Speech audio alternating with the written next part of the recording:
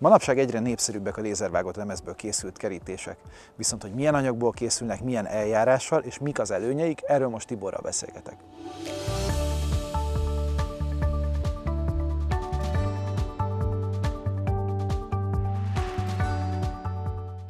Tibi, mi is egészen pontosan az a lézervágott lemez? Ez egy új formája a kerítésépítésnek. Nagyon nagy népszerűségnek örvend a hazánkban, legyen szó akár új házépítésről vagy felújításról. Milyen előnyös tulajdonságai vannak az ilyen kerítésnek? Gondozásmentes, az elektrostatikus porfestés, illetve a megfelelő anyaghasználatok mellett elég sok ideig nem kell hozzá nyúljunk.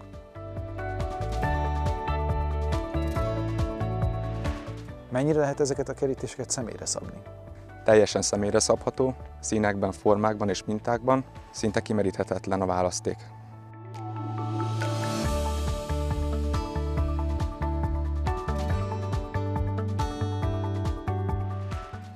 Hogyan néz ki egy lézervágott lemez kerítésrendszernek a felépítési folyamata?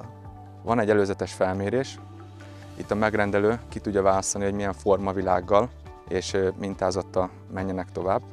A mintázat kiválasztása után egy látványterv készül, amit később a lemezpanelek gyártásához felhasználnak. A gyártást a helyszíni kivitelezés követi, ahol később feláll a komplett kerítésrendszer.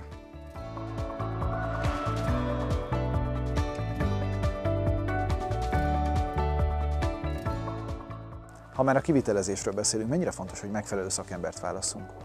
Fontos, hogy olyan csapatot találjunk, akik figyelnek a precizitásra, illetve olyan anyaghasználatokkal dolgoznak, amik a hosszú időtartamot biztosítják a kerítésünk részéről. Fontos az is, hogy a törvény által előírt alapvető garanciaintervallumot tartalmazza a kivitelezés. Neked mi a tapasztalatod, mi ma a trendek, formákat, illetve a színeket tekintve? A legdivatosabbak a minimalista stílusú panelek, illetve az absztrakt formák.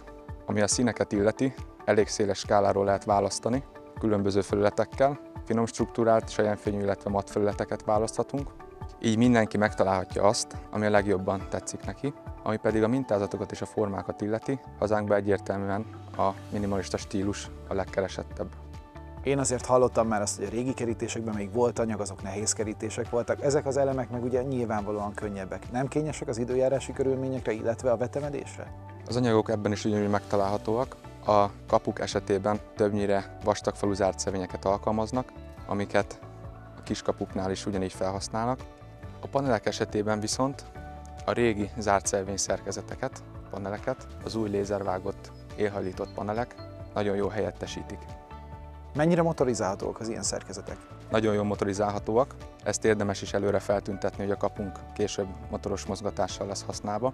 Ezeknek a kiállását a gyártás során beleépítik a szerkezetekbe.